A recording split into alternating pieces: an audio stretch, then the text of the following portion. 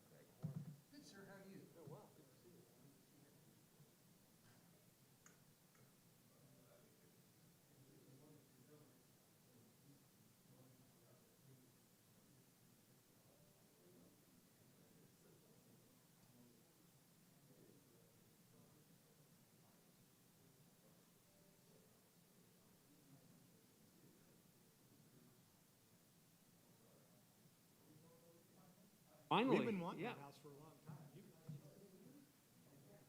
Representative. But we kind of short on money.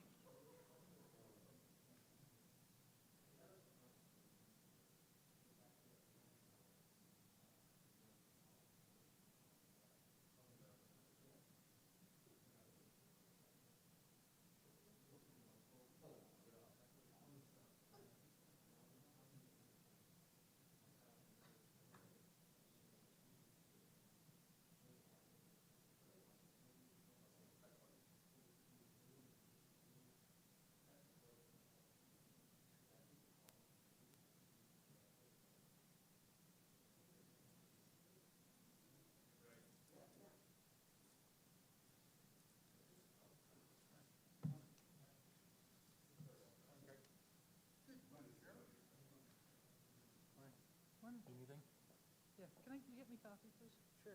What are they called? Vente or what are Sure. the sizes? Yeah.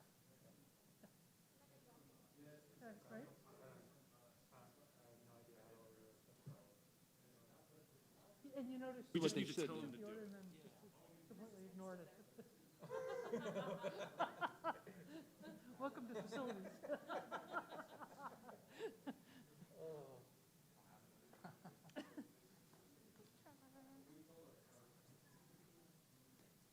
So how'd you guys do last Thursday? Interview. I get this all the time. That's great news for us.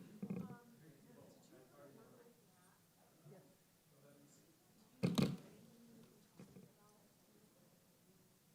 So from a budget analyst perspective, he was really good. I really enjoyed working with him. Apparently there's some sort of other issue you need to ask him about. Check 1 2. Check check.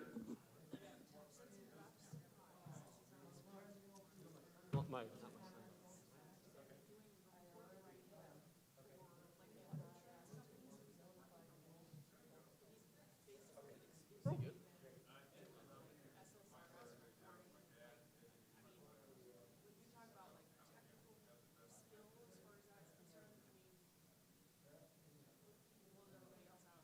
Yeah.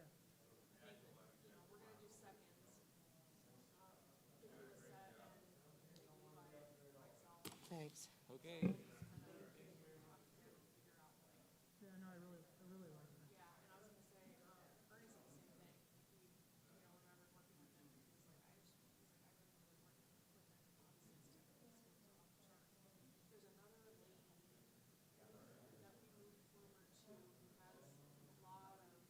There's one thing I have to show you there.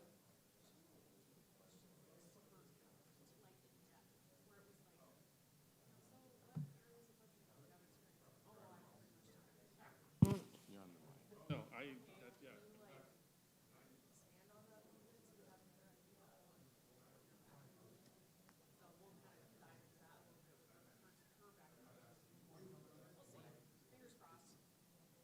Okay, so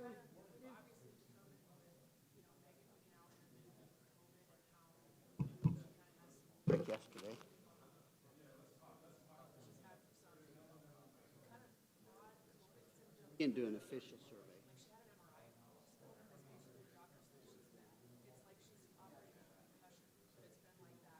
Been right for I don't know how long.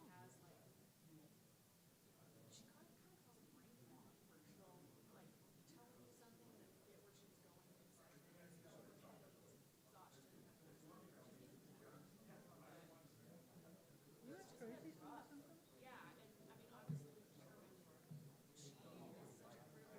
Well, and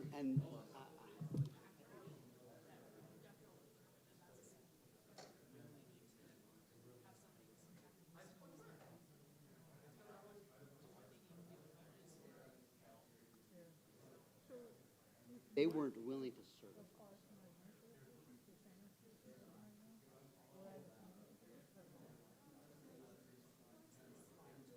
Whatever spot they had to find to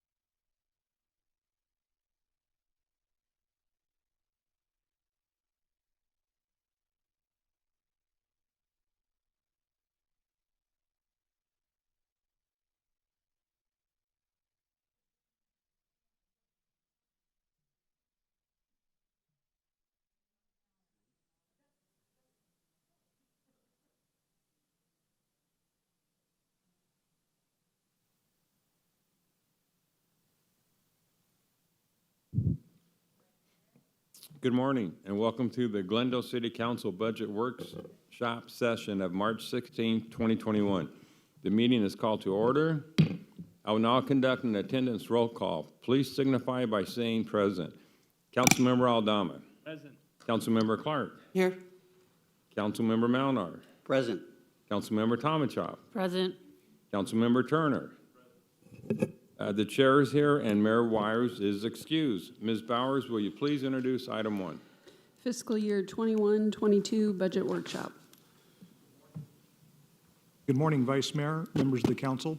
At this time, our staff presentation will be led by the trio of our Assistant City Manager, Vicki Rios, Budget and Finance Director, Lisette Camacho, and our Budget Manager, Amy Lindsay.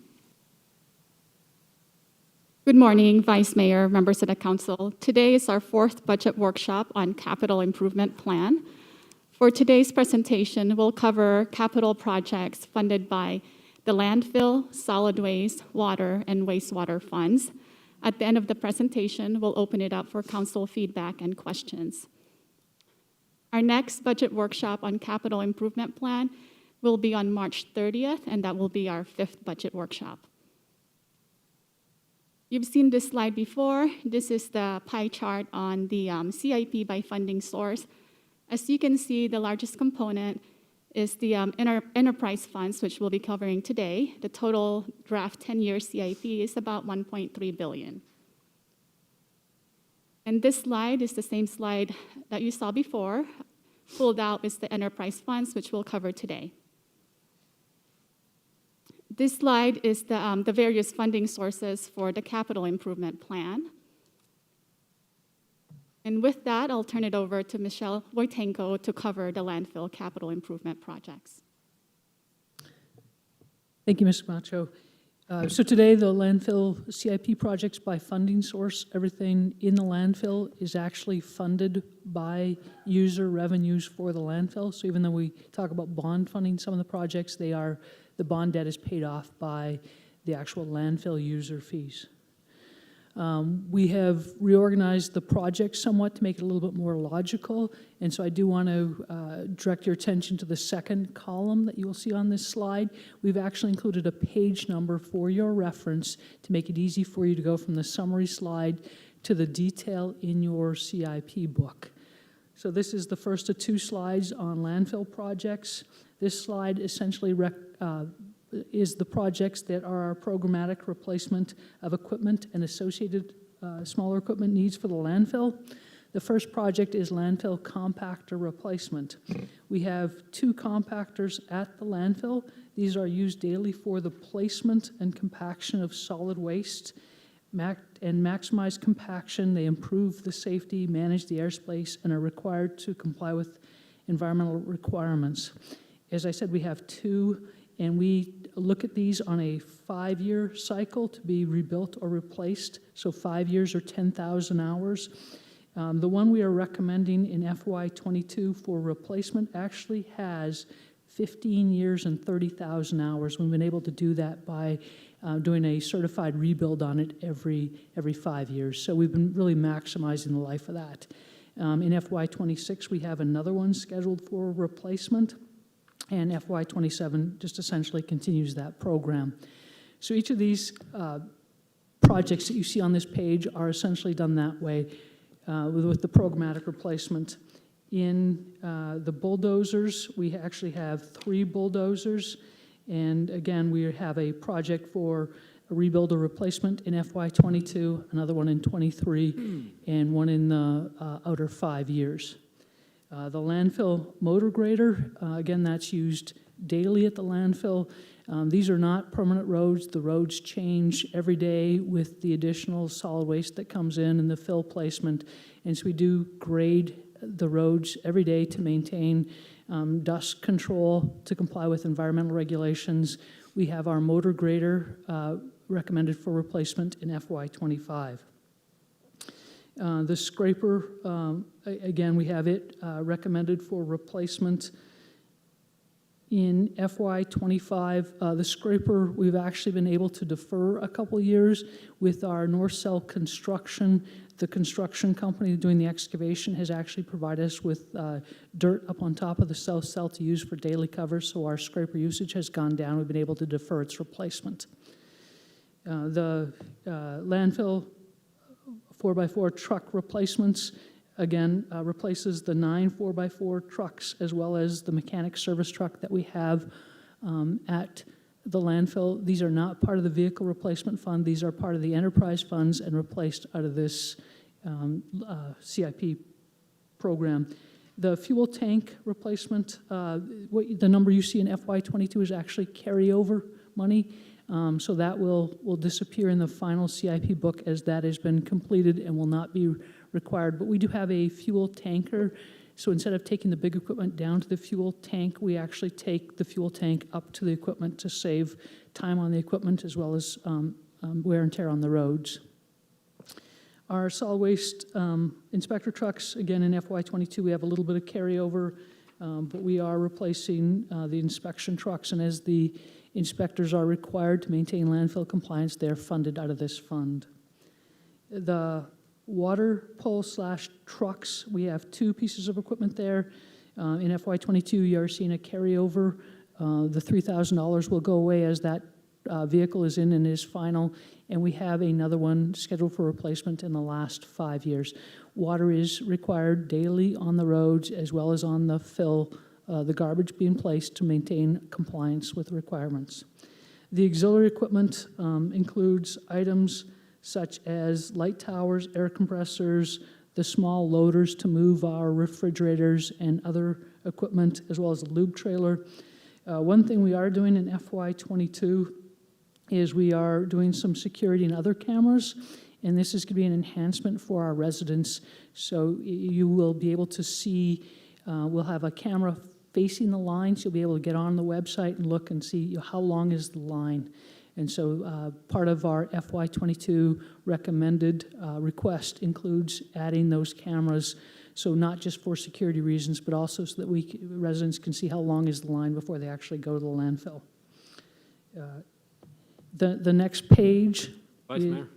Councilmember Aldama? Thank you, Vice Mayor. Ms. Wotenko, just a question, for example, and I don't know if you would have it off the top of your head, but for example, the landfill 4x4 replacement truck for fiscal year '22, $39,000. You said that those are most of these are on a 5-year replacement plan. Do you know what it cost the department to maintain and preventively maintain those vehicles? So, and in essence, what does that $39,000 truck end up costing us through maintenance? Do you know what that is? Vice Mayor, council members, I don't have that information with me. We could get back to you with that. I do know, the compactors are placed on a 5-year cycle or looked at on a 5-year cycle. Our trucks are on an 8 to 10-year cycle. But I will get back to you on the cost of maintenance for those equipment. Yeah, if you could, I would be interested in that. And then lastly, any of those repairs and preventive maintenance to any of those vehicles, does that come out of the general fund? Vice Mayor and council members, Councilmember Aldama, all the operating and maintenance costs for landfill equipment is paid for by the landfill fund. Okay. Thank you. Thank you, Vice Mayor. You're welcome. Councilmember Tomachoff? Thank you. Thank you, Vice Mayor. I'm a little bit confused because in our binders, it shows, for example, on the auxiliary equipment, it shows $173,712 as a carryover and fiscal year 2022, 0. But on the slides, it shows fiscal year 2022, it shows that dollar amount in fiscal year 22. So I just want to understand why I'm looking at 2 different things here. Vice Mayor, members of the council, the fiscal year '22 column that you're seeing on this slide is the total of the carryover and the fiscal year '22 budget that you'll see in your binder. So because there's no budget in the '22, so the total will be the $173,712. Okay. So just so I understand, so anything that had a 0 for fiscal year 2022 in the binder is now showing a dollar amount in fiscal year '22? Vice Mayor, members of the council, the appropriation for the fiscal year 22 will include a carryover because it will be spent in fiscal year 22. Okay, it might be easier if things were the same, though, rather than in our binder and then in the slides. I just was confused as I was looking at it, why the difference, so, thank you. The final project on this slide is replacement of our GPS system equipment. The GPS is in the large equipment, the compactors, the dozers, to ensure that we are placing the waste and compacting it as efficiently as possible. This next page of projects is more our construction projects. This is not the programmatic replacement of equipment. This is rather the requirements of operating a landfill. The first project there, Landfill Closure South, this is our current operating area, and this is ongoing projects that happen every year, and this is related to our slope stability to make sure our slopes are always in good condition and erosion control. The landfill phase construction north is actually the new cell that we are currently developing. This is for further development of the north cell. The number you see in FY 22 is carryover, and in FY 23 and beyond is actually for the next phase of excavation. What we want to do is, like we did in the last one, give ourselves several years to do that construction to make sure we get the best price for the excavation. The next project is the north cell liner. The liner is a protective barrier to prevent movement of any fluids outside of the landfill, and this is required by our permit. This project is currently out for bid now. Will remain out for bid to make sure we get a great pricing on that. And I do have here with me, just so you understand why it is so expensive to do the liner. This is the actual, what they call the liner itself, but it's a composite. So we put this liner with a series of mats and dirt with it to protect it. And these are set up such that if liquid ever touches them, they've got a swelling clay within them that will self-seal it. So the liner's essentially 5 layers of this type material, and I'll leave this up in case anybody does want to come see it. The next project we have is for site pavings and markings.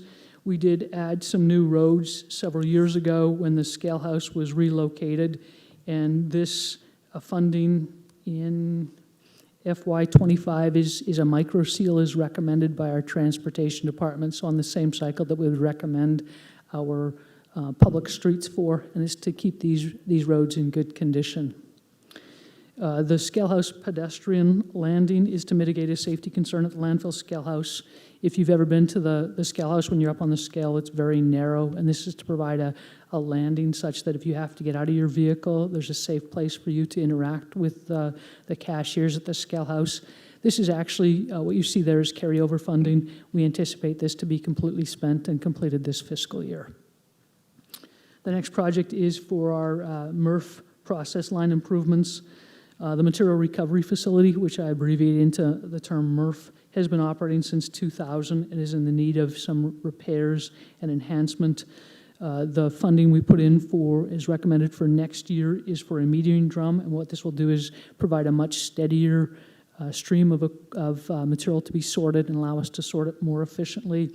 And then in FY 23, we're looking at an optical sorter for plastics. Plastics have dramatically changed since the facility was built in 2000 and will give us a better capture rate for the plastics. Vice Mayor? Yes, Councilmember Thomas. Thank you. So these capital projects are based on continuing with service as is, because I know in May of 2019, we gave direction to do surveys and talk to our residents, and we're going to have a conversation about recycling and other services. So these are based on continuing doing things exactly like we are.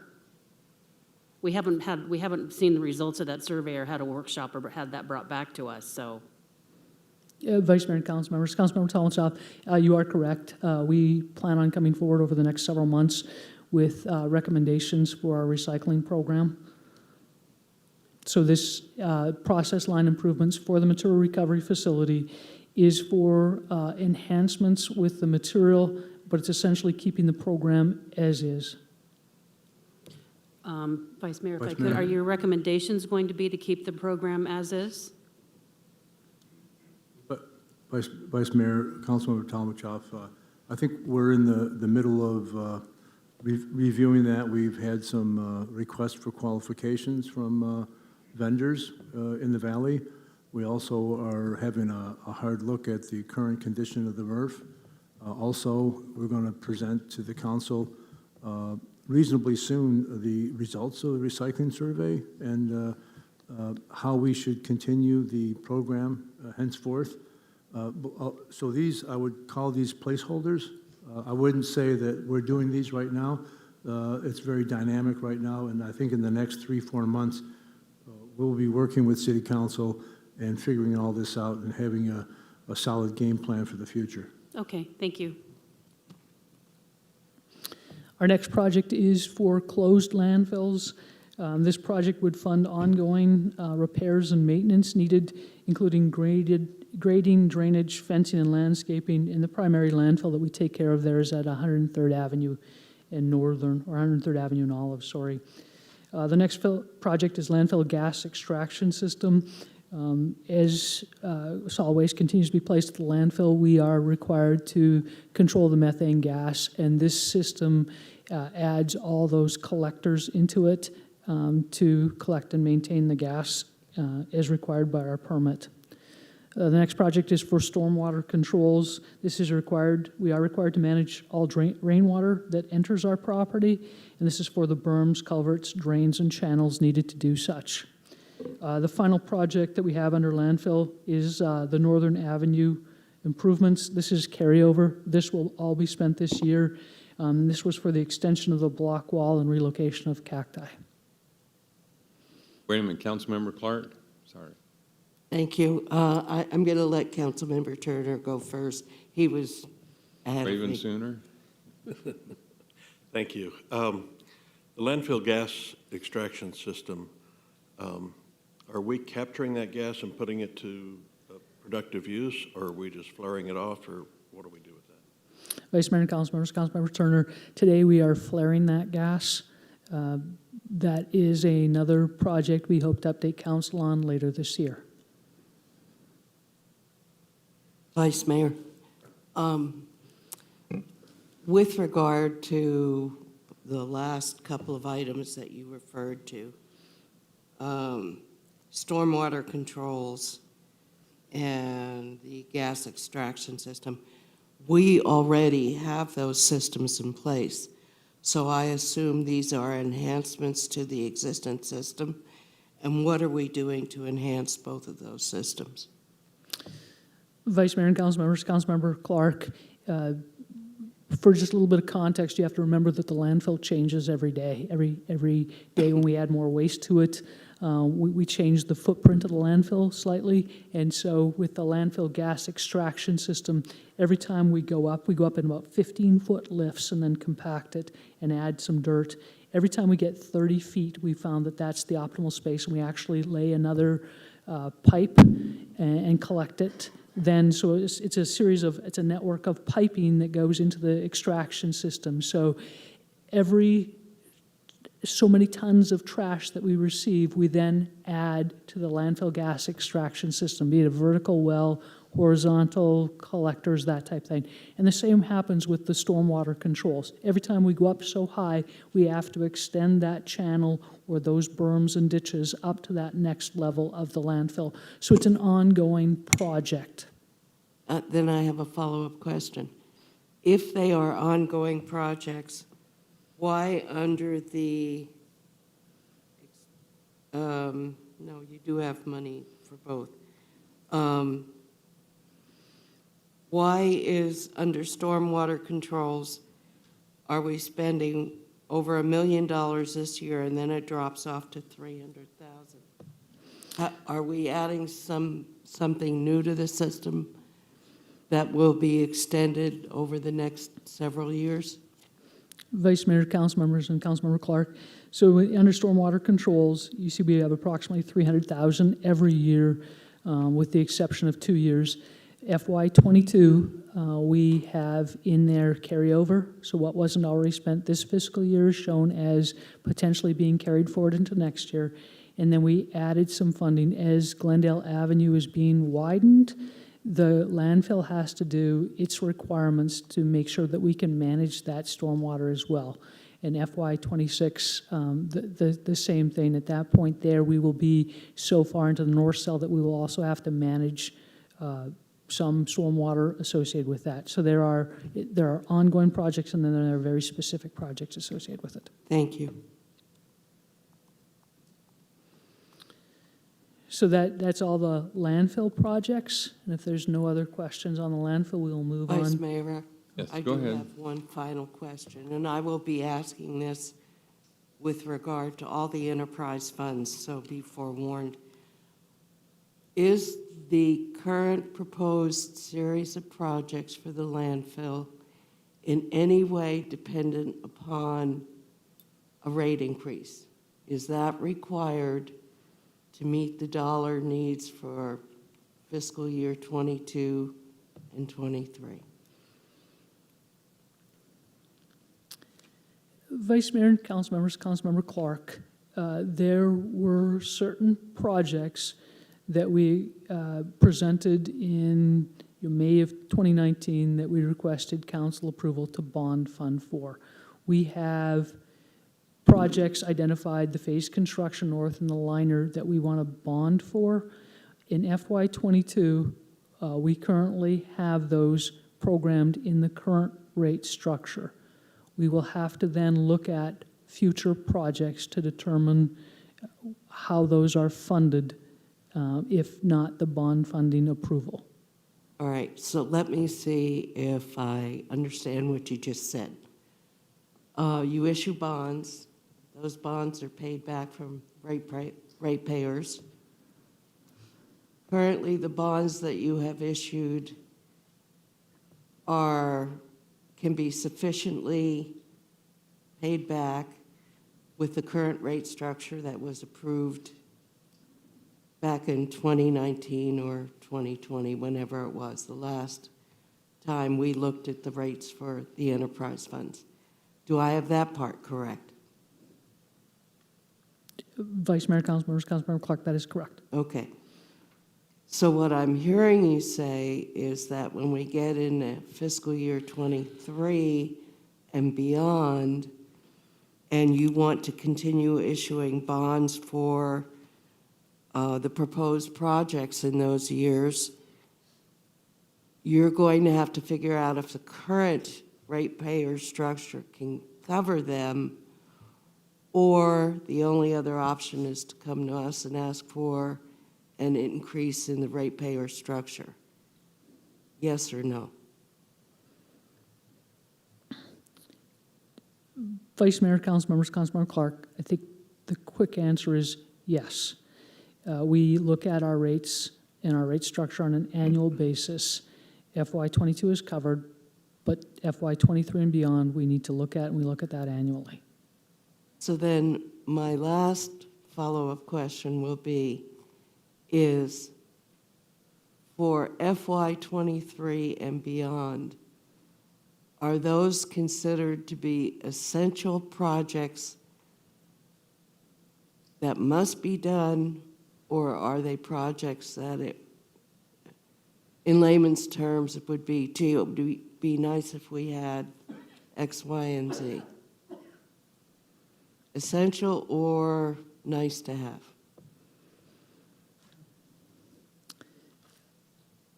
Vice Mayor, Councilmembers, Councilmember Clark, most of these projects are considered essential as are required by our operating permit in compliance with other required regulations. We look at other things like the equipment, trucks on an annual basis to determine what we need and what can be deferred. What I'm presenting to you, FY '23 through '26, is our best estimate today, but we look at those annually, and you may see next year at this time we've moved some equipment around as we've deemed it non-essential in that year and able to be deferred. So we will look at that on an ongoing basis. And the reason I'm going to be asking this of every enterprise fund is that rates continue to climb. And I understand that a certain amount of rate increase may be necessary, but I think it's time to provide some relief to our ratepayers. They've had 4 years of steady increase. Each year it's gone up by X%. And I will look very carefully at the proposed rate increases, and unless a very solid case can be made as to why they should be approved, I'm not going to be supporting rate increases. Thank you, Vice Mayor. Welcome. Councilmember Aldama? To that point, for the average citizen, when they look at this, this page here, they have no clue or no idea that some of these projects are dependent on a rate increase. Or we don't know, let alone the citizens. So it would be beneficial if we knew, at least myself, that which of these projects are dependent on a rate increase. Otherwise, we're looking at thinking, well, we've got dollars for those in those years. So how can that happen? So there would be a separate page or on the same page that would list dependent on rate increases. I think people need to know that. I'm glad that the councilman brought that up. Otherwise, we're looking at that thinking, yeah, there's probably funds in there. Anybody can answer that. Vice Mayor? Councilmember I Clark? would add an addendum to that request and ask that projects that are federally mandated to meet either state, county, or federal requirements receive an asterisk or something that is an identifier that we don't have to go searching through other pages for, that tells us that this is a mandate that came from some other agency that we must comply with. So not only would I like to know what Councilmember Aldama asked for, I'd like to know which projects are mandated and there's nothing we can do about them. Thank you. Mr. Vice Mayor, members of the council. So again, we're kind of jumping ahead to the rate issue. This is kind of designed to at least put in perspective a 10-year plan on the capital side. We'll certainly be getting into more discussion. Remember that, I mean, just as fodder for this, we went a number of years without any rate increase, and so there's been a certain amount of rate catch-up on that. And remember that we continue to pay our employees more, our health care costs go up, our operating costs go up, and so there is going to be naturally within an enterprise fund, there naturally will be some rate increases. We're moving ahead and we'll be having those discussions. I think when we look forward into funding the CIP, and you're going to hear this, I believe, both on the water side, you'll learn this on the water side as well as the solid waste and landfill, is we believe we can manage the CIP as presented here and do it within, basically within inflationary rate increases. So in other words, if we just kind of project what we believe inflation will be over the course of the next number of years, it's likely that the rate increases to support the CIP and the operations will stay somewhere within very close range to normal CIP, or excuse me, inflation.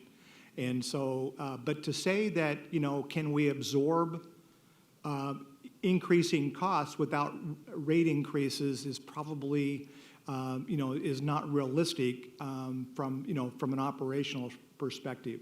The final thing, just to remind you that when we do get in the next few months into the rate increases, I would encourage you to continue to focus less on the percentage of increase and look at how our rates compare for the service as compared to our other jurisdiction. That'll be a good benchmark for us to be able to see, are we inefficient in our operations, or are we very competitive within that area? And so again, we feel really good about our enterprise funds and how they're managed. I think when we get a chance to dive further into the rate increases, you will see that. But again, to answer kind of the broader question, We believe that we will, that most of the rate increases that we'll be proposing in general, there are some exceptions, should be able to stay somewhere within the inflation. Micromanage any department, but I just would like to let all departments know that we do watch, and more importantly, our residents watch, and we want to make sure that all the way down to the lift gate on a pickup truck, we do care. Thank you.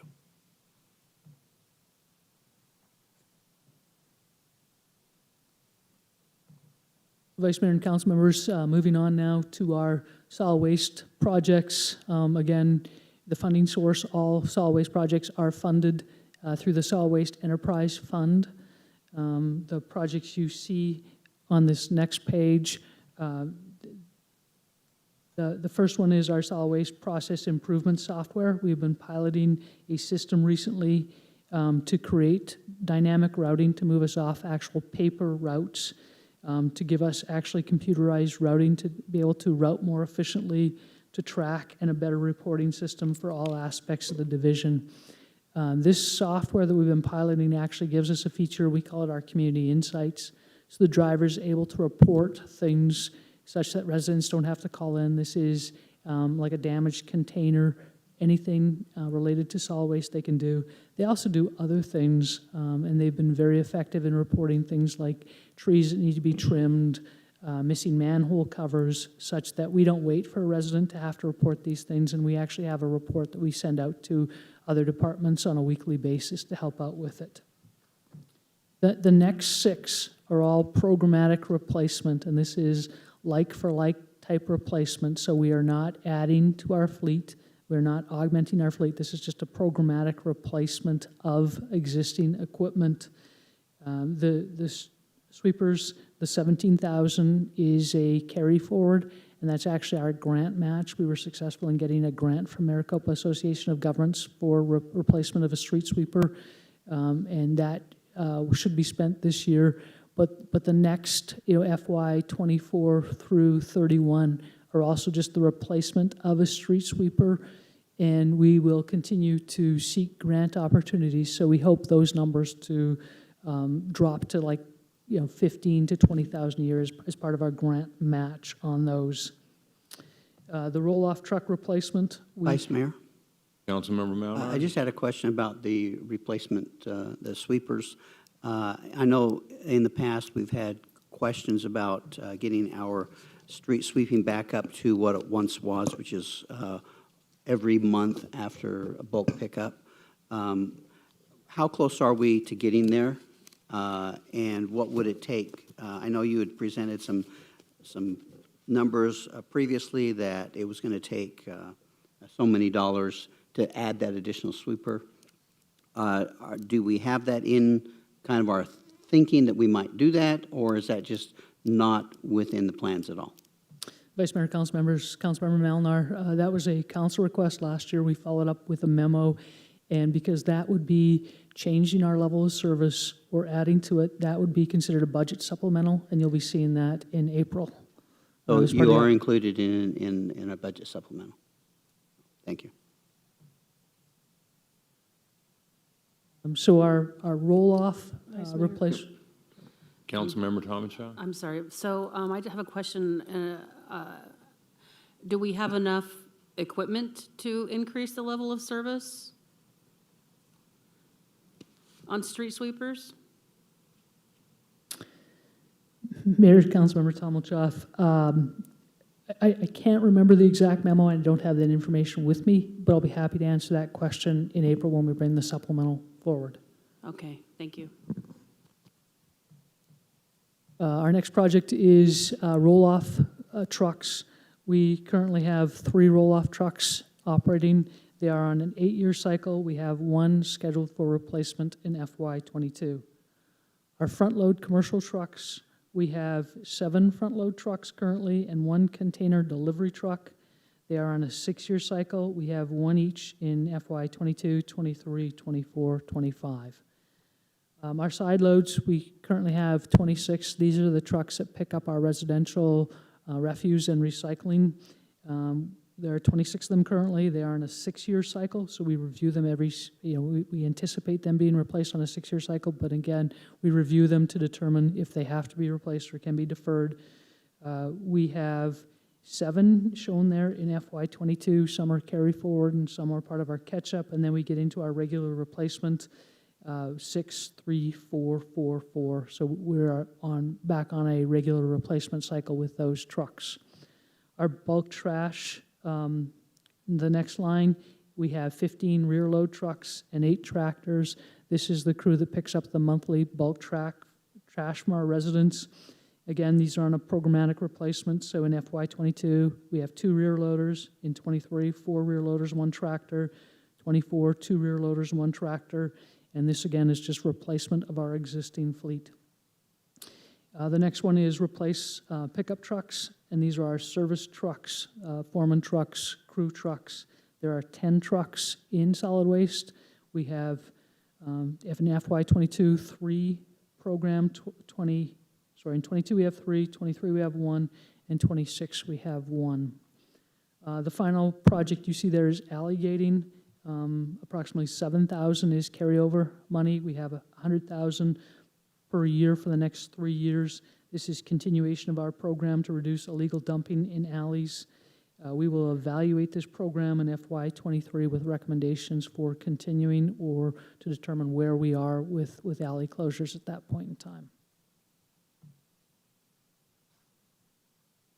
Vice Mayor, Councilmember Clark.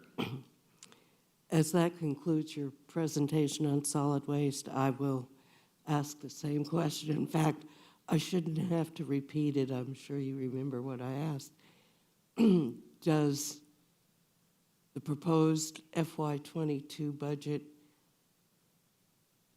can it be satisfied with the current rate structure? And again, are you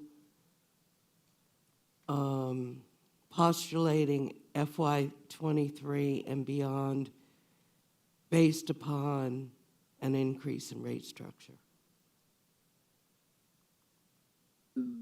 Vice Mayor, council members, Councilmember Clark, as Mr. Phelps explained, we are experiencing the ongoing cost of inflation increases, and solid waste, while not a capital item, over the past year has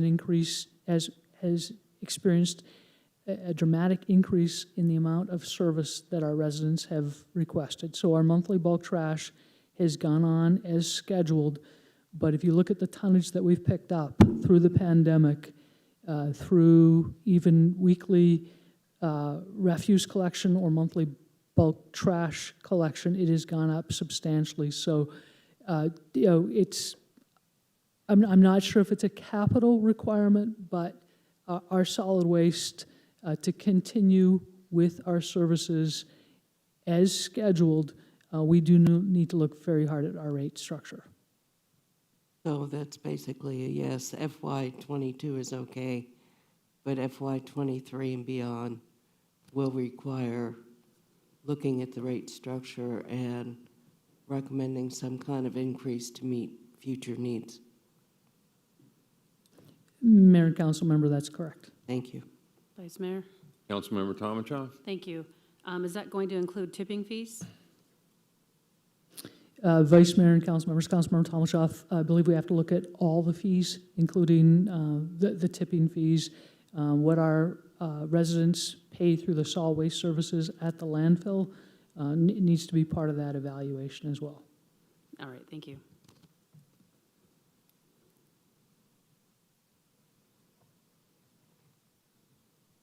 And then that does conclude the presentation. If there's any questions on specific projects, we can answer that. Otherwise, we can move forward. Vice Mayor, members of the council, the next set of projects will be covered by Mr. Johnson on the water and wastewater capital improvement plan.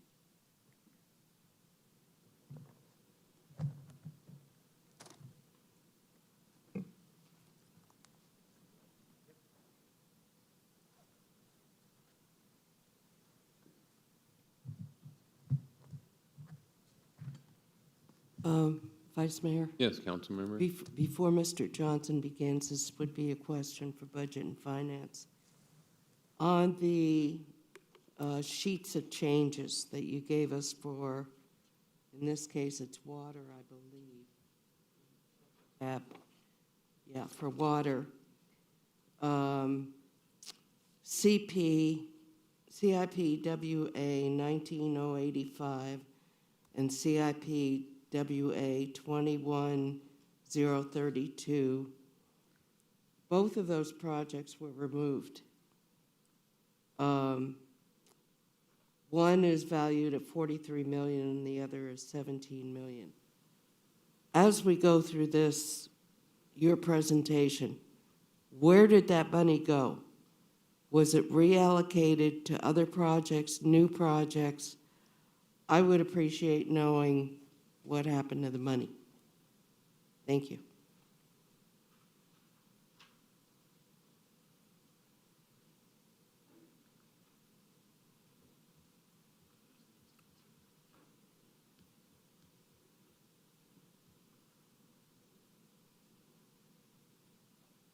Mayor, Vice Mayor, members of the council, will you give me just a moment?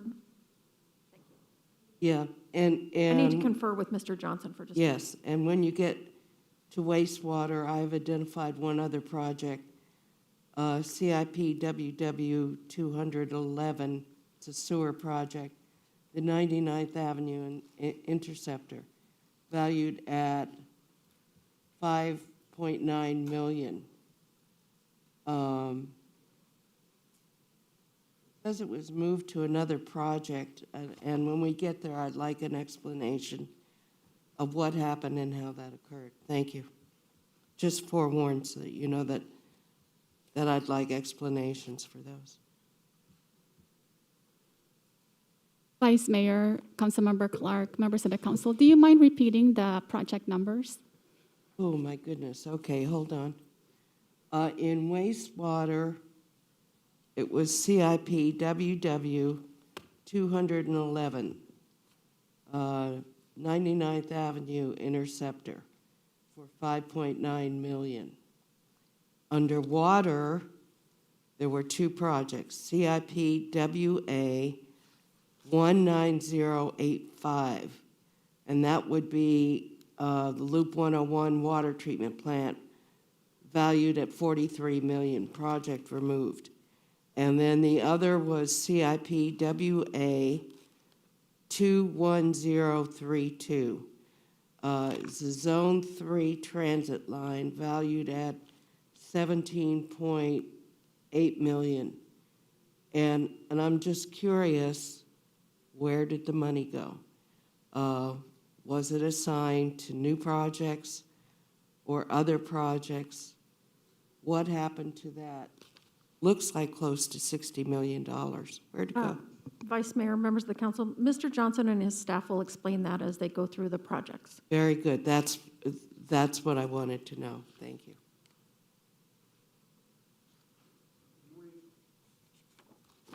Good morning, Vice Mayor, members of council. I want to thank you for hearing our CIP presentation for today. I've got some presenters here with me today.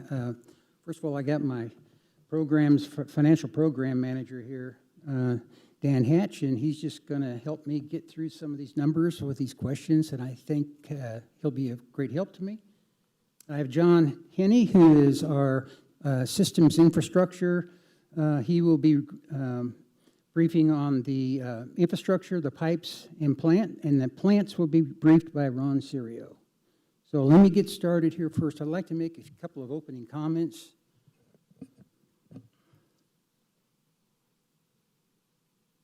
We can go to that. Okay, good, you've got the slide up. Mayor and Council, I wanted to let you know that this organization is a 24/7, 365 organization. We've had several conversations over the years about that, and I know you're well aware of our responsibilities to have to provide service to our customers every minute, every day. You turn on the tap or you flush your toilet, you want to make sure that everything works the way it's supposed to. One of the primary functions of the CIP is to help us with the needs, to support the needs that we have to maintain our continuous service. One of the key things here is our assured water supply. The City of Glendale is sitting in a very good position right now with an assured water supply that encompasses 3 main areas: our Colorado River supply, our Salt River Project supply, and our groundwater wells. Also supplemented with the wells is also our reclaimed water that we recharge into the ground for future needs. One of the key points that I'd like to make about the water supply is that this is a spurs economic development, and we can see from the over the past years here that we've got a lot of confidence in people developing here in the City of Glendale. One of the key things is, do we have the water to supply their needs? For instance, you've got Westgate, San Jero, Vision 4, our new auto dealerships up along Beardsley, and most recently, our Crystal Lagoons project. And of course, for our city amenities, our Heroes Lake, our Bonsall Lake, swimming pools and splash pads, and most importantly, fire protection. So I want to talk about those in that context, is that we need that water every minute of every day, and we're doing a good job of managing it for you. Also on our managing of the water, we have the ability to move the water around the city as needed. So that's a very key component of the CIP. And on our reclaimed water system, we have the ability to pump that water when it's needed for drought or shortages of any circumstance. So I wanted to make sure that you are aware of that. We're going to cover that more in detail in a few slides. Key to all facilities, utilities are our redundancy and our resiliency. We've had this conversation before, in that to be able to provide a constant supply 24 hours a day, we have to have the equipment, resiliency, and our backup equipment to continue to provide that service. Just one pump won't do it. You have to have backup pumps, and everybody here is aware of that, but I wanted to remind everybody that resiliency and redundancy is a very key component here for our services.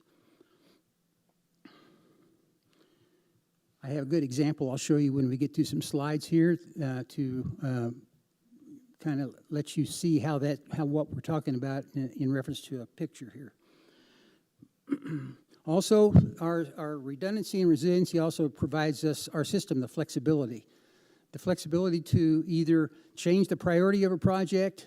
If we have something go down on us and we have the ability, and that project is there, we have the ability and the funding to do it, we move forward with taking care of a higher priority project that we weren't aware was going to happen, and be able to maintain the resiliency of our system and get that particular component repaired, and we've got some examples of that. One of the other key things we have to do is we have to meet all of our federal and state regulations. You've recently heard about the PFOAs and the PFOSs.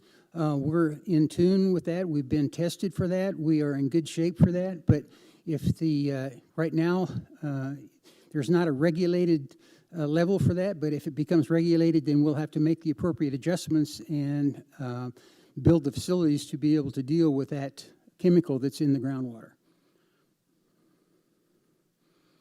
And lastly, one of the big things we do here is we have to focus on rehabilitation of our existing infrastructure.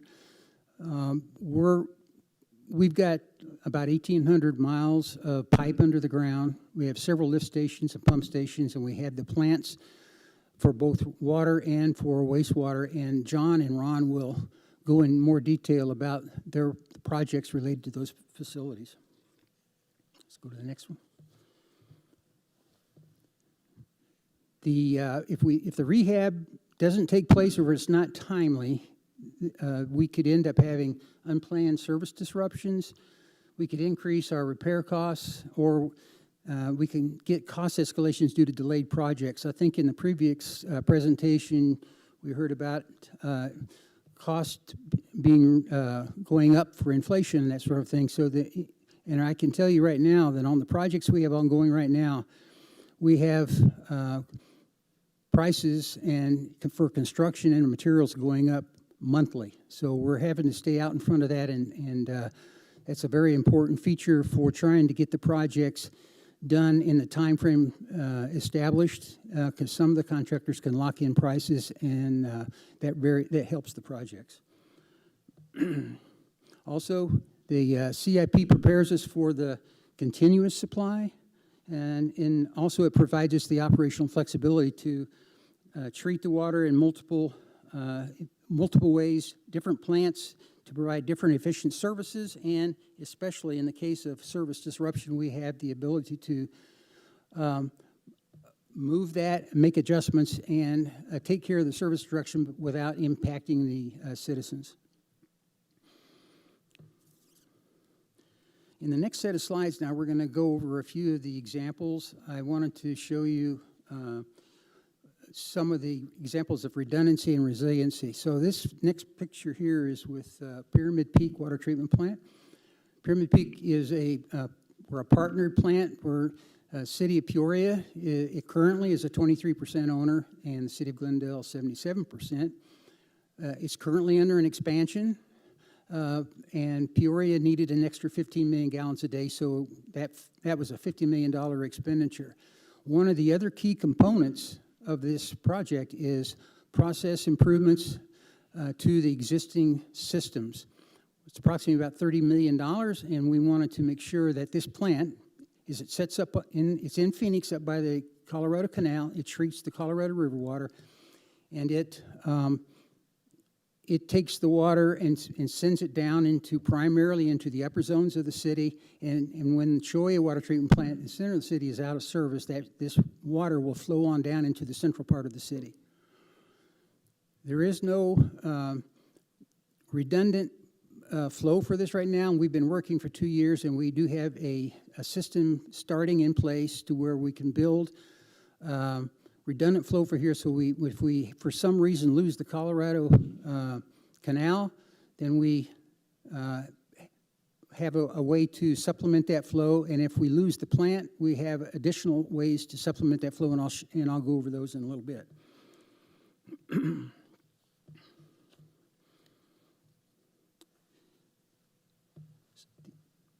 One of the other additional ways we're doing is we've been in conversations with the City of Phoenix and the City of Peoria over the last 2 years on interconnecting into their systems. So we're looking at interconnecting our distribution system with the City of Peoria on the west side and the City of Phoenix on the east side. If, in fact, we do end up having an impact to water supply off the Colorado Canal or have an issue with the plant, we'll have these IGAs in place where they can help supply us emergency water to provide our citizens who normally receive this water to have water there instead of not having any water at all.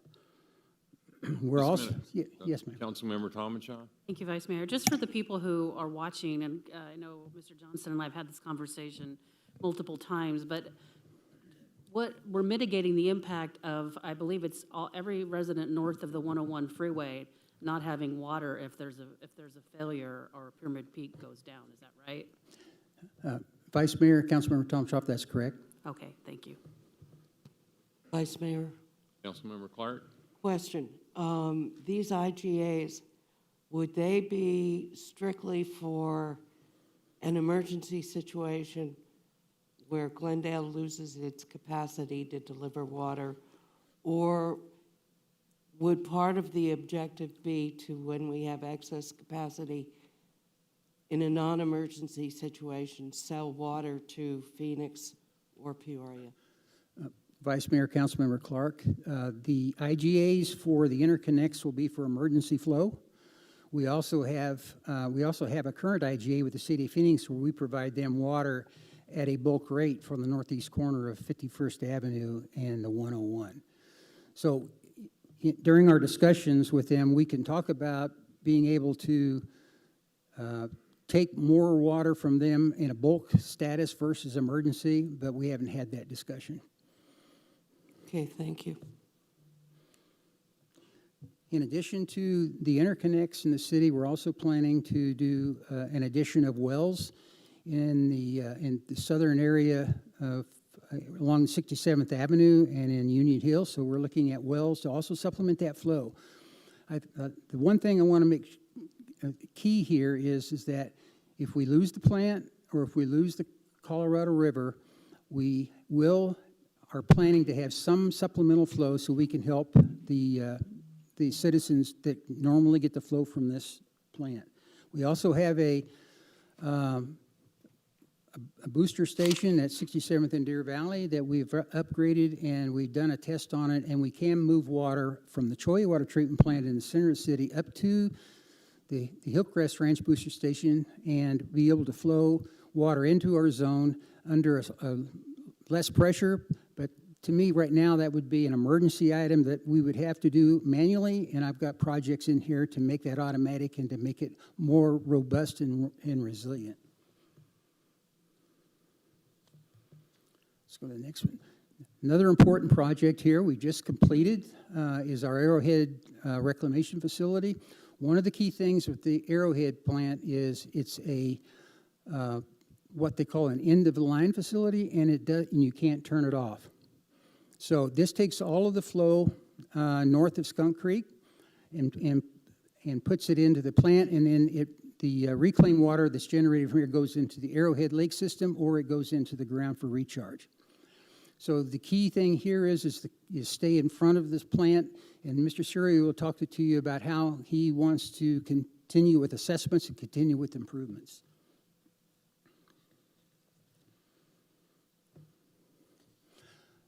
Some examples of our issues that we've had in the past are water lines and sewer line leaks.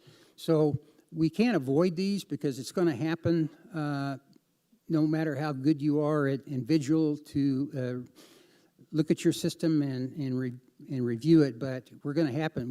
That's why we have crews on standby all the time to take and repair these. This one right in the center is a key component in the fact that you want to avoid these large openings because it costs more money, impacts more utility companies, and it impacts the citizens and could even get into private property and damage homes.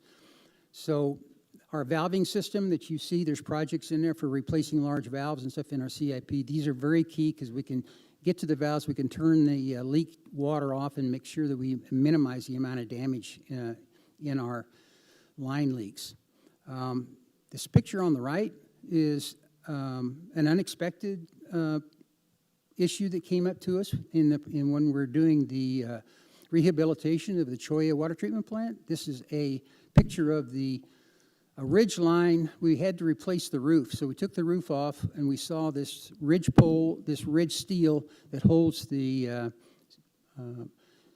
metal roof on, and it had deteriorated to such a point we had to get that replaced. So you never really know what you're going to be facing when you uncover some of these components. So this just gives you an idea. This is kind of the things we face on a day-to-day basis.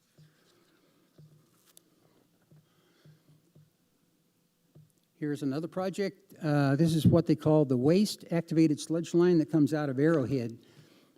And this line is directly tied to flow, and we take the solids off the plant and we send it to the 91st Avenue wastewater treatment plant. So with this line being out of operation, that basically puts the Arrowhead plant down.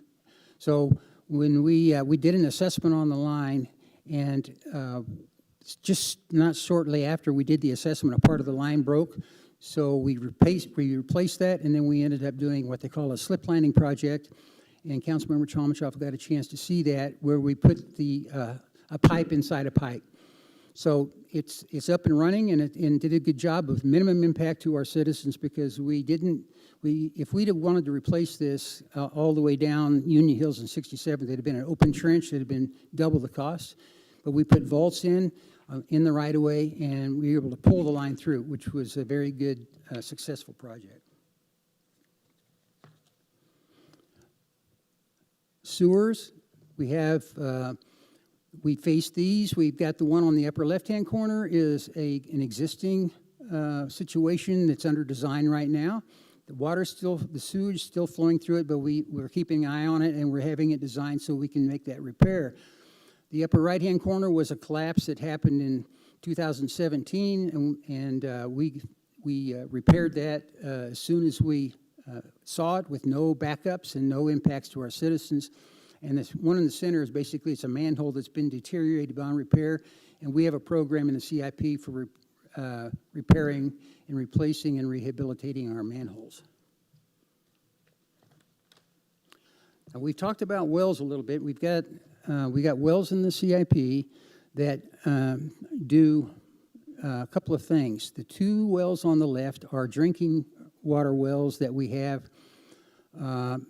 positioned throughout the city. We've got 13 wells, and these are just two to give you an example of what a well site looks like. And then the one on the right is what they call an aquifer recharge well, and then we have these located at the Arrowhead Ranch Water Reclamation Facility and at our Oasis Lake. So when the wintertime, when the lakes can't take all the effluent water, then we recharge it into the ground.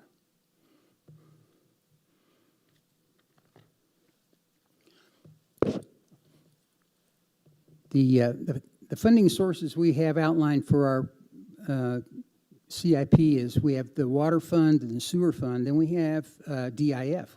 So we have DIF that supports our water, and we have DIF that supports the sewer. Just as a reminder, the DIF money does not impact the rates because it's separate. It's developed through development fees, and it doesn't impact our rate structure. Next.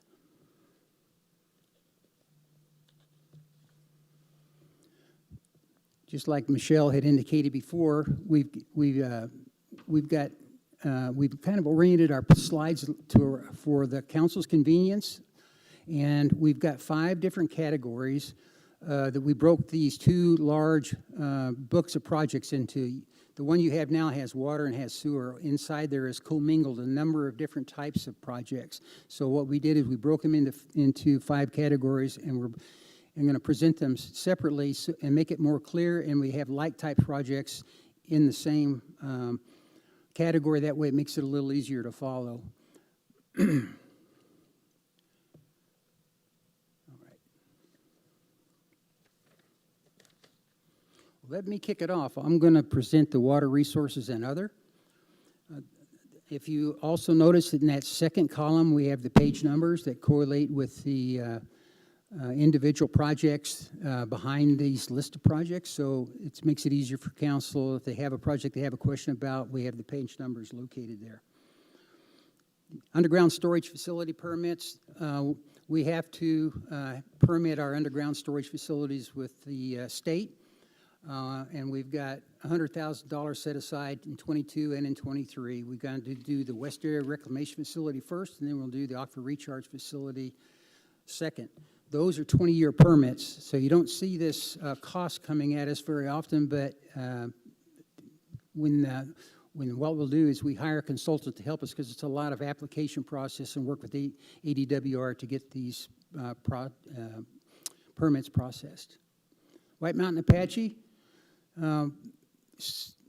this has been a project that's been ongoing since 2009. Some of you are probably more familiar than others, but basically we have no money funded for 22 or 23 right now. The last word we got from them is that the execution date for possibly having to pay would be in 24, and they may even move it up to 23, but we have some time, and that $3.5 million is designated at this particular time as DIF money, and the follow-on years would be funded money, but if, depending on our DIF levels, we could fund that with DIF also. Storage and recovery wells. These are our recharge wells. We have a number of wells have been assessed, and we have to do some updates and rehabilitations on them, so we're planning to do 1 well every year to maintain the system's resiliency. We have 4 recharge and recovery wells, and at the Arrowhead Water Reclamation Facility, we have 8 recharge wells, both at Arrowhead and at the Oasis Lake. Water supply redundancy. This is the project we were talking about with relation to Pyramid Peak. But it not only relies on Pyramid Peak, it also relies on the whole city-wide, is that we need to make sure that we have a redundant supply. The most key area right now is in the upper zones, but we have to maintain our wells, we have to maintain our plant facilities, we have to, on our rehabilitation processes and contracts, we have to make sure that we can meet the requirements and demand of our citizens and our businesses to every minute, every day. And we have a plan here for this, and as I mentioned earlier, we're going to be adding some wells, and we're going to be adding the interconnects, and we're going to be continuing the upgrade to the Hillcrest Ranch Booster Station. Assured water supply. This is another one of those that it comes up every 15 years. So you've heard me talk about our 100-year assured water supply. It's going to be that time. It's going to come up in 2025, and we're going to have to go through a very detailed process to certify our 100-year assured water supply. And this $300,000 is set aside to have a consultant help us through that process with ADWR. The Integrated Water Master Plan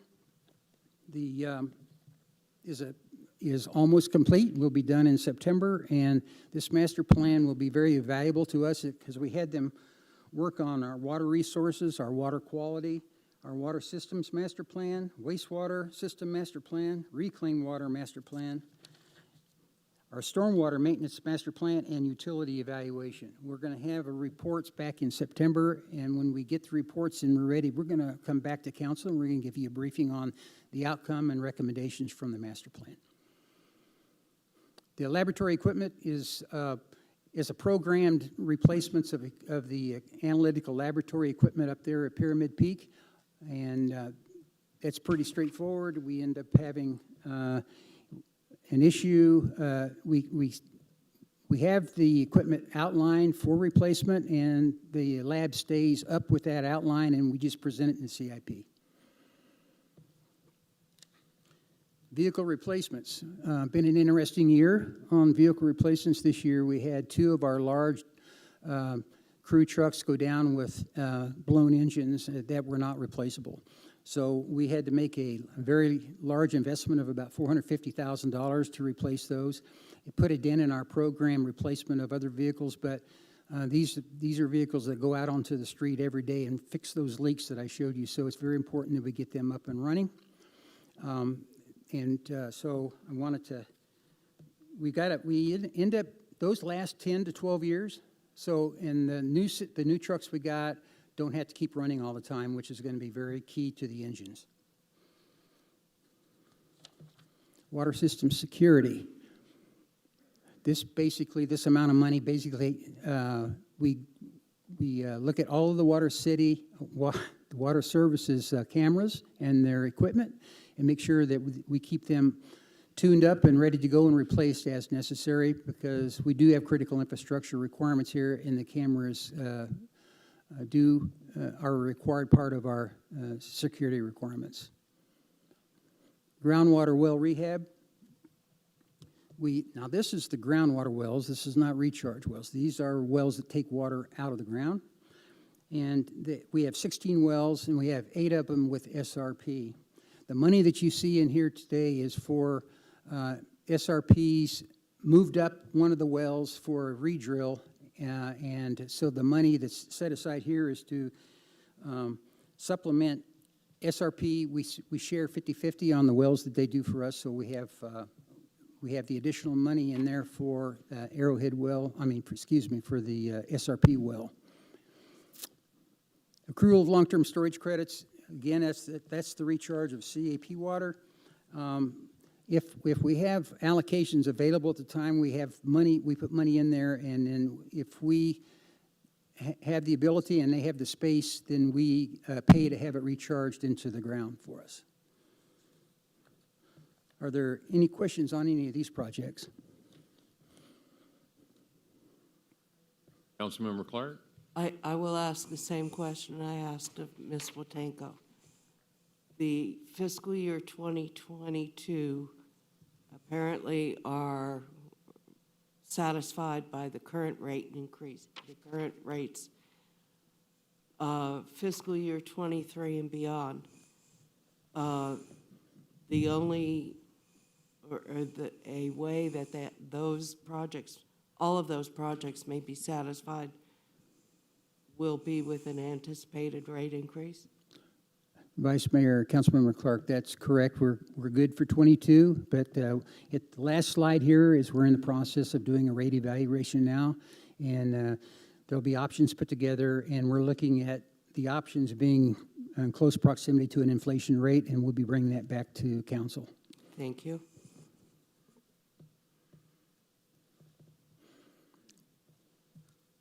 All right.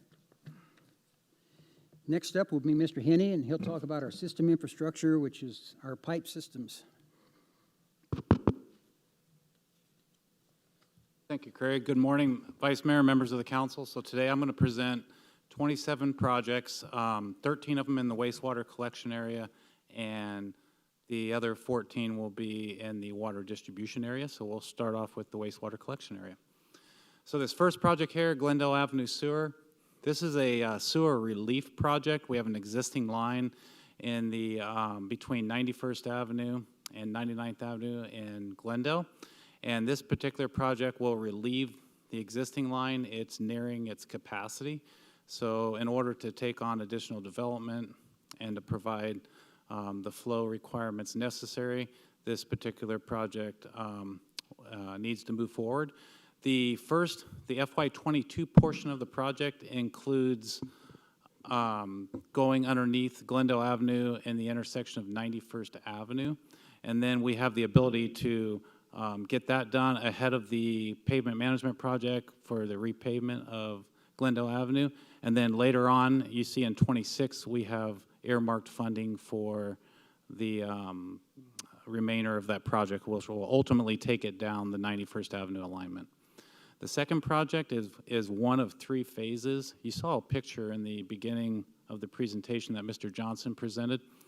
This project is we currently have a large sewer line that feeds the Arrowhead Water Reclamation Facility. And phase 1 of the project will includes in FY22 and 23 will include the replacement and slip lining of that particular pipe. We have a delaminating liner in that pipe, and we need to remove the parts that have fallen off and then repair it. We're looking at using trenchless technology, and so this particular segment will run on Union Hills Drive from about 67th Avenue to the plant. However, the first phase will include approximately 75th Avenue to the Arrowhead Water Reclamation Facility.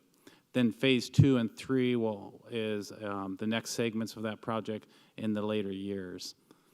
The Luke Air Force Base wastewater connection. This project is a regional collaboration with Luke Air Force Base, and it includes a force main which is completed. That was put in Glendale Avenue from 99th Avenue out to the Luke wastewater treatment plant site.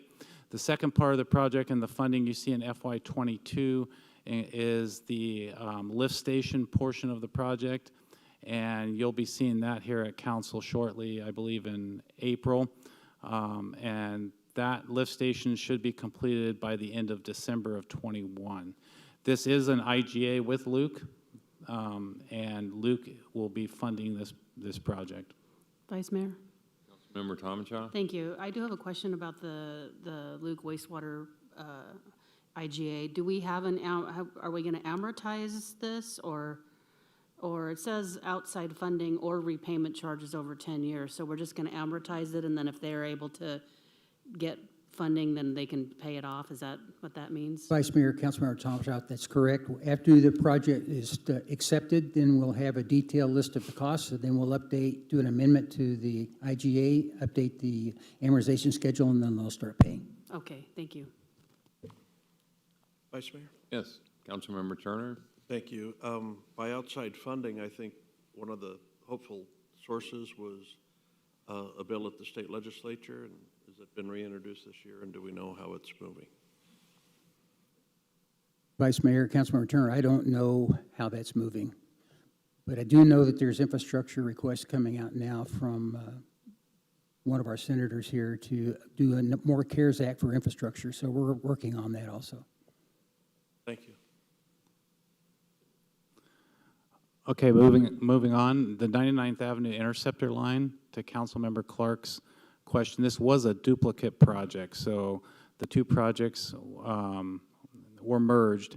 The City of Phoenix actually provides the scope of work and schedule for this particular line, and then we program that into our budget. Vice Mayor, Go ahead. so what happened to the duplicate money? Where did it go? Vice Mayor, Councilmember Clark, that funding was removed. Altogether, so it wasn't allocated to any other project?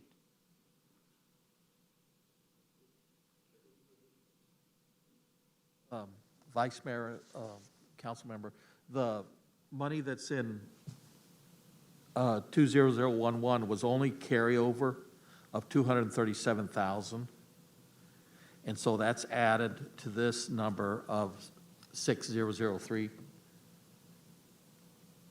So it's total, so nothing's been reduced, it's just been combined into one number, which is 63003. Okay, I'm confused. With regard to these projects that have been removed, what happened to the money that was allocated for the funding source for that? Where did it go? Did did you all just decide, well, we won't spend that money at all? Or did you reallocate it to other projects? Vice Mayor, Councilmember Clark, that's a good question. We carried basically the groundwater treatment plant. That was a $43 million project.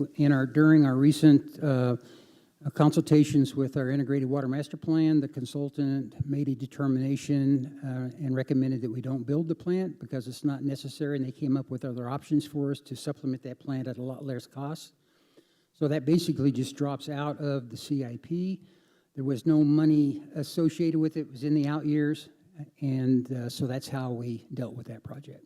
What about the other one that I had identified? Let's see if I can find it. Well, if I may, John, I'll just go ahead Zone and 3 transmission line. I'll go ahead which was and cover that too. Vice Mayor, Councilmember Clark, we originally 2 years ago, we found out that Peoria was going to widen 67th Avenue from Happy Valley down to our northern border.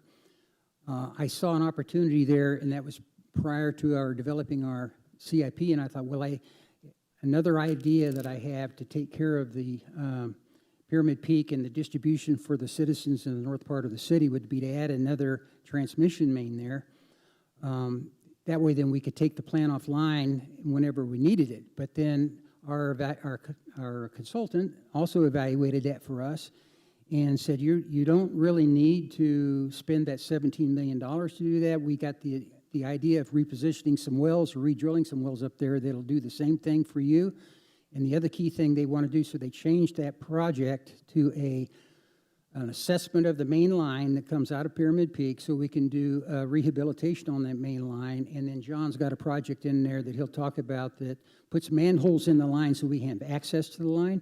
But the key thing to this is that the water flowing in the line has to continue because we can't turn the plant off. So it's just one of those things that we deal with in our business. But I think from an overall fiscal perspective, having a line that only goes from Happy Valley down to the north part of the city that's not connected yet, which requires 3 or 4 more projects, I like the idea that the consultant came up with, so we're pursuing that. So that's the reason that large number for a transmission line went away. So, but it went away, but it was shifted to Yes.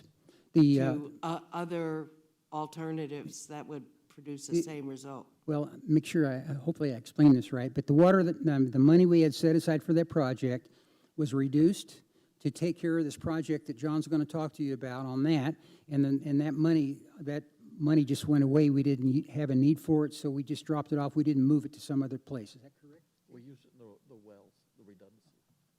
I stand corrected. We did move it to the well project, so. That's what I thought you had said. Thank you. Okay, moving on. So the next project is the sewer line Phase 5. This particular project is a citywide sewer line rehabilitation project. And the funding for this will provide for 14 areas throughout the city for repair. Most of it will be trenchless repairs, and a few of them will be point repairs. The next project is our sewer line program. So typically what happens is we do an assessment or a study, and then we develop a project. Once a project's been identified and developed, then we take the funding out of a program and move it into a project. So the sewer line rehab program funding for FY22 will be for Phase 6 sewer line, and that will include 9 segments citywide that need to be repaired. The next project is a lift station at 67th Avenue in the AC/DC Canal. And this project does 2 things. We did an assessment on our lift stations and identified some needs. So the first need was to rehabilitate the existing lift station and upgrade some of the electrical and pump configurations, and then also it increases the capacity of the actual lift station, which allows us to take on new development. The next project is a lift station rehab program, similar to the sewer line rehab program. We have funding in '24, and then once the next project is identified and through an assessment and a study, then we will come back to council and request funding for that particular project. The sewer line extension is a developmental impact fee project, so it's a DIF project, and that's funded through DIF fees, and this is just used to oversize existing lines or extend a sewer line that's in alignment with a new development. So it would be the city's portion of the project. The next project is a citywide manhole rehabilitation project. You saw a picture of a deteriorated manhole, and so we're constantly assessing our system. We have over 700 miles in the sewer system, so we're constantly assessing the system, and we continuously are rehabbing our manholes to avoid collapsing and failure. And then the next project is a wastewater collection improvement. This particular project is for air relief valves on force mains and to take care of some of the infrastructure associated with force mains, our lift stations, and other miscellaneous wastewater collection projects like instrumentation or odor control systems. And before I move on, if there's any questions, I can. Vice Mayor, Councilmember Turner? just a question on the sewer line extension. Notes here say that it's east of 115th Avenue, which makes sense because we're not handling anything west of 115th. But where would this project or projects be in a north-south correlation? Whereabouts east of? Vice Mayor, council member, that particular funding is going to assist with some sleeves that we need to put out in Vision 4. Thank you. Okay, we'll move on to the water distribution projects. Okay, so the first project is a water line rehabilitation. Again, this is a program that we identify projects through our assessments and our studies, and then we'll move the funding once we identify the project. So the FY22 funding will be for the next project that we've identified, which ultimately is going to be in the vicinity of from 55th Avenue to 59th Avenue, and then from approximately Palmer to Friar. Councilmember Tomachoff? Thank you, Vice Mayor. If you can, I'm sorry to ask you to back up to the sewer line extension. This is more infrastructure surrounding the Ballpark Boulevard development area. What's the funding source, and is this going to be recaptured when the development occurs? So that the developers pay the ratepayers back for this infrastructure? Vice Mayor, Council Member Tomachoff, so the funding source is through developmental impact fees. Thank you. Does anyone know the answer to the second question? There are no development impact fees for Vision 4 yet, are there? The development impact fees for somewhere else? Vice Mayor, members of council, Councilmember Tomachoff, well, there's no projects under development, primarily in the Vision 4, but when those projects come online, they'll be paying the diff fees. All right, thank you. Vice Mayor? Councilmember. Just so I can be clear, the project will be paid for out of diff funds that have been accumulated to date, but then that pool will be replenished when development occurs in Vision 4? Vice Mayor, Council Member, that's correct.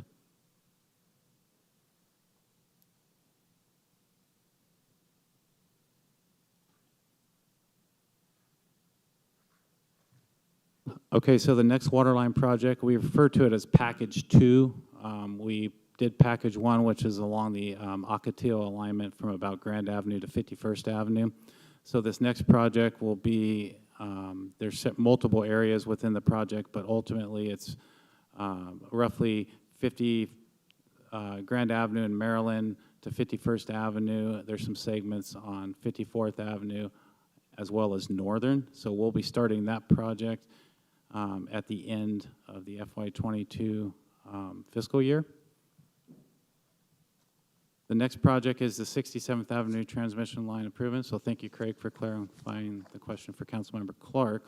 So this funding here is to do exactly what Mr. Johnson had referred to, and that is to put manholes over access points along that transmission line, and that will help us to be able to launch technology into that line and assess the actual condition of that pipeline. And you'll see an assessment project further down the list. The next project is the water line on Bethany Home Road, 43rd to 51st Avenue. This is FY22 money is for design or working with transportation and working with them to stay ahead of the pavement management program so that we can replace infrastructure prior to new pavement. So this particular project, really the intersection of 51st Avenue to about 47th Avenue on Bethany Home Road is going to be the first segment, but the funding for this overall ultimately will be from 43rd Avenue to Bethany Home Road.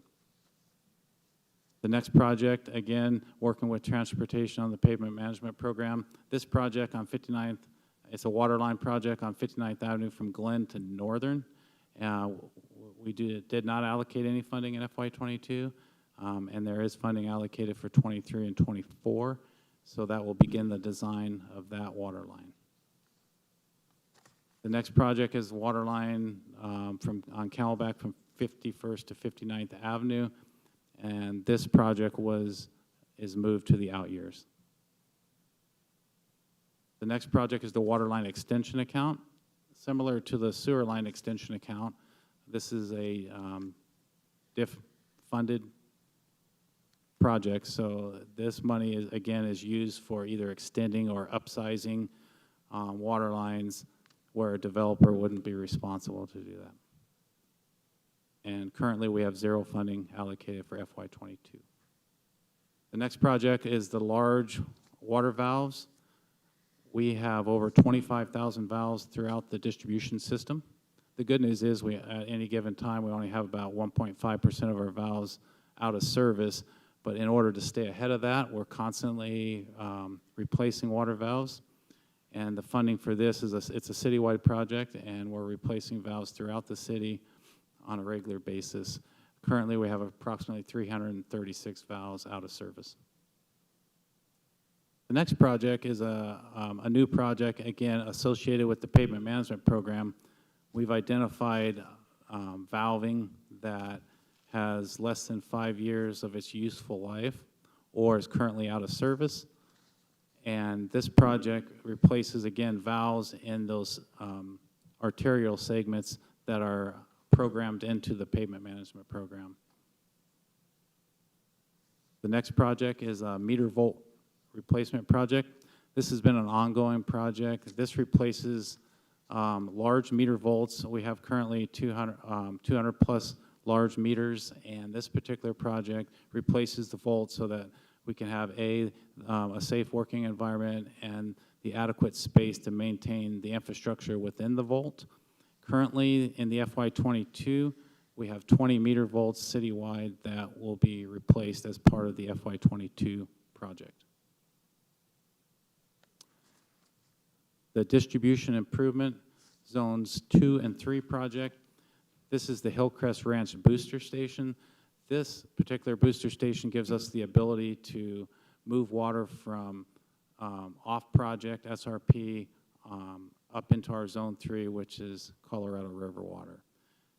As Craig mentioned, there are some things we do need to continue to do. There's some electrical upgrades there, instrumentation, and other things, pumps that need to be done to make sure that this booster station works when we need it. The next project is the distribution system improvements. And this particular project is for replacing large pressure reducing valves throughout the city. We currently we have 9 large pressure reducing valves. This project will replace 4 and rehab 4 of the pressure reducing valves. And again, this would be citywide. This next project is the transmission line valve assessment. This is similar to the reason why we need to get manholes over the access ways on the transmission line out of the Pyramid Peak Water Treatment Plant. And this program, this funding will provide funding to assess that particular line using robotics. And then the last project there is the Thunderbird Reservoir improvements. In 2015 and 16, we did a liner project. The liner was leaking. During that project, we identified some additional needs of the reservoir, one of them being the roof.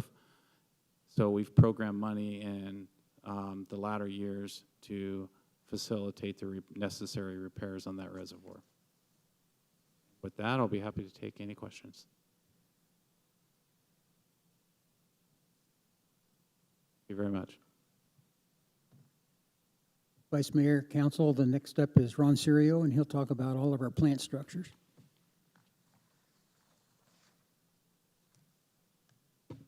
Thanks, Craig. Good morning, Vice Mayor, council members. What I'd like to do is just give an overall view of where we're at with respect to the treatment plant.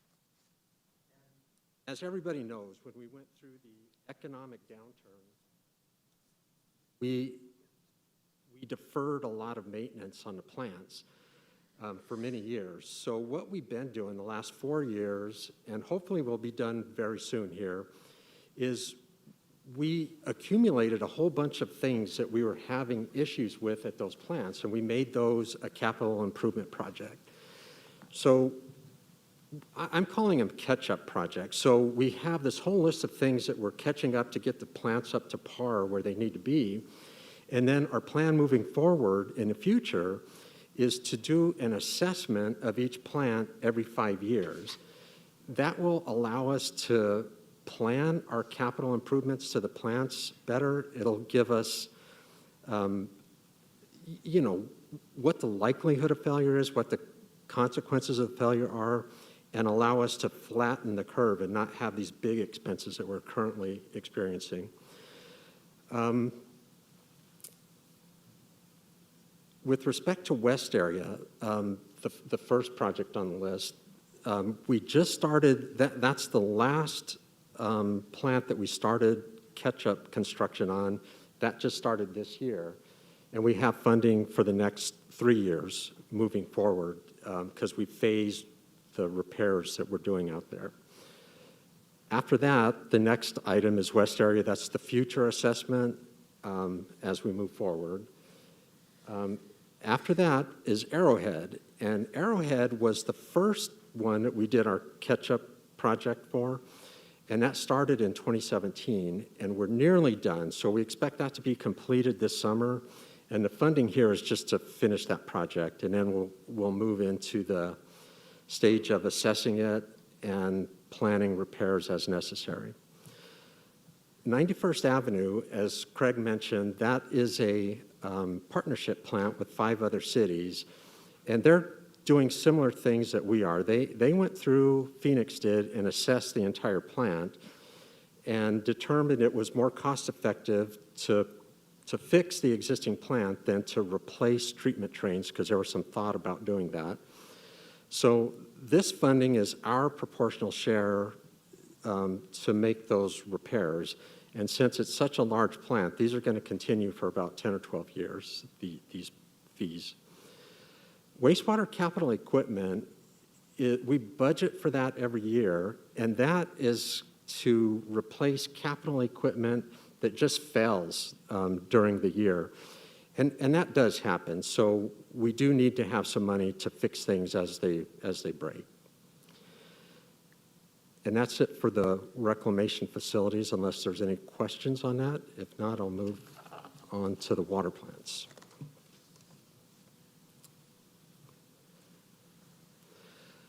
Okay, water plants, again, is the same story. We have catch-up projects and then future assessments. Pyramid Peak, as Craig mentioned, is a partnership plant where Glendale owns and operates it, and Peoria is paying their proportional share for the improvements that are being done there. Those will be done next fiscal year. And also the expansion, which is a 15 million gallon a day expansion, that's being funded 100% by Peoria, so that'll be completed next year as well.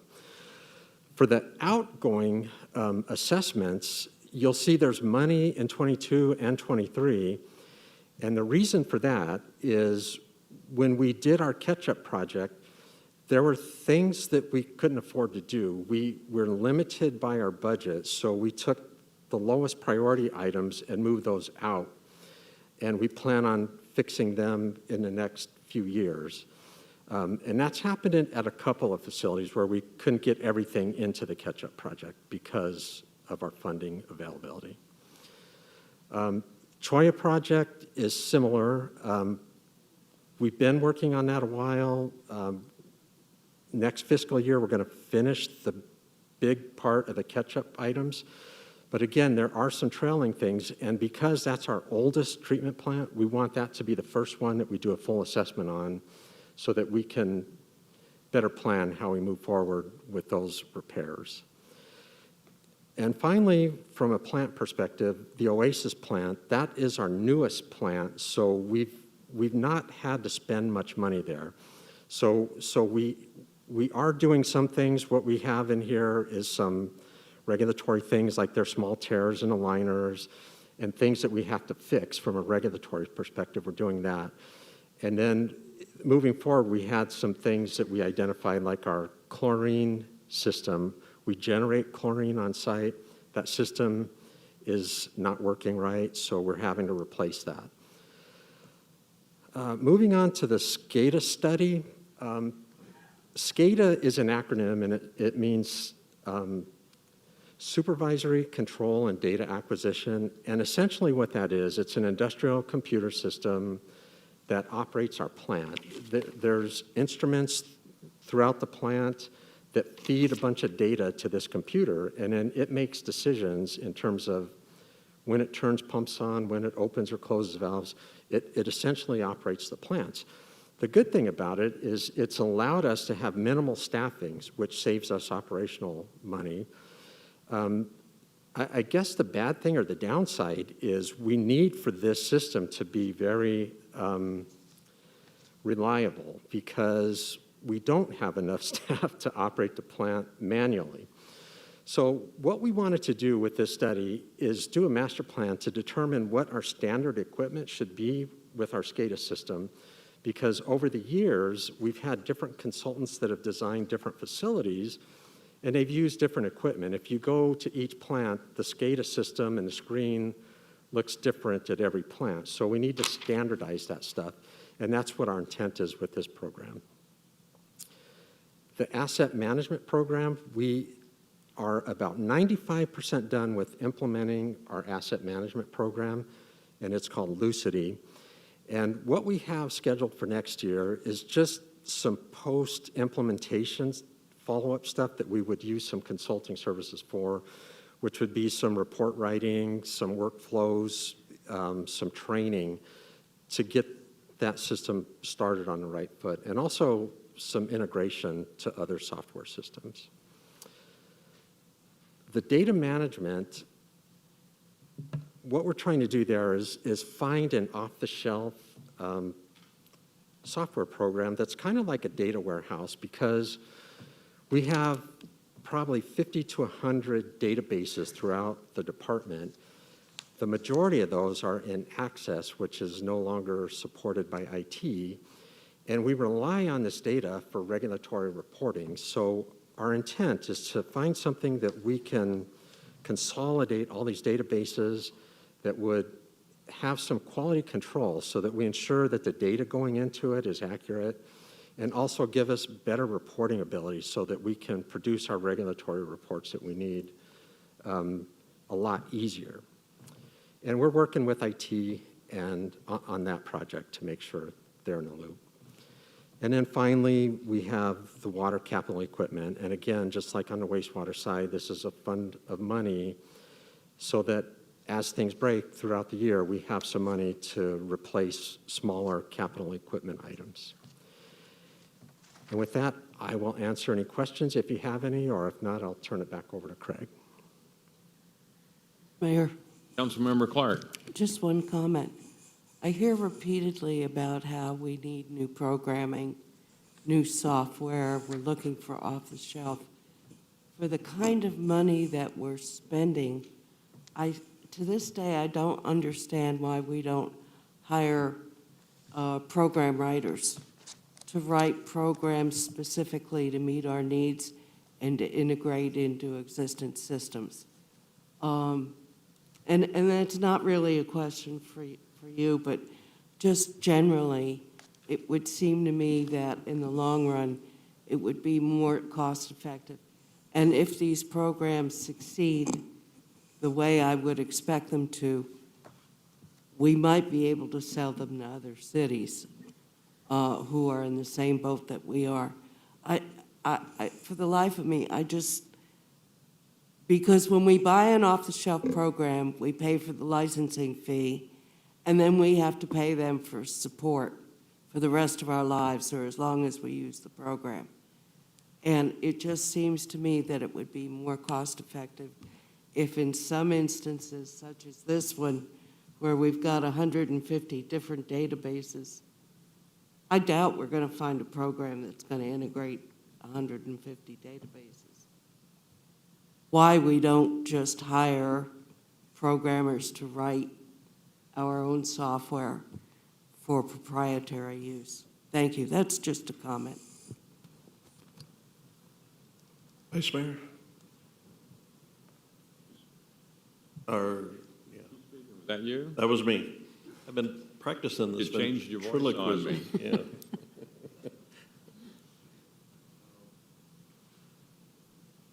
It looks like we're at the end of this. One slide to go. One slide to go. I'll let you go and then I'll. Vice Mayor, members of council, this is our last slide, and this is basically enumerates the conversations we'd had earlier about the rate study. So we've hired a consultant, and he's reviewing our financial plan and options now. We're going to present the rate study results to the Citizen Utility Advisory Commission in May. And then we plan to come back to City Council after that in May, probably the 25th, and to get your guidances and have a good solid discussion about what the options are. And then we would be ready to conduct a public outreach program in the June-July timeframe. And then the August item on this last item is the notice that requires the timely submission of the notification of the rate increase for a possible rate adjustment to take place in January of next year.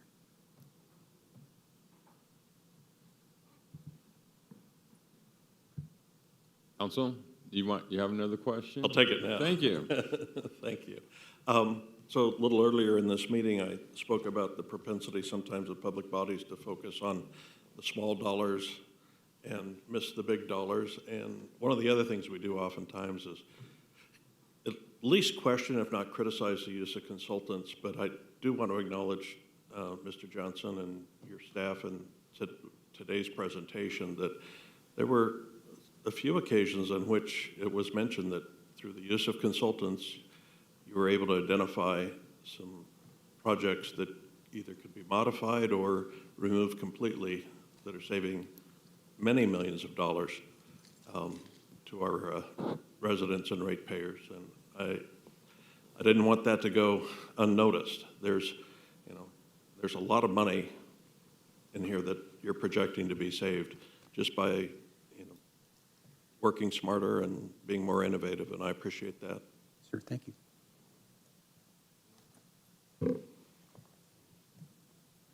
Any other questions? You guys all wrapped up then? Yes, sir.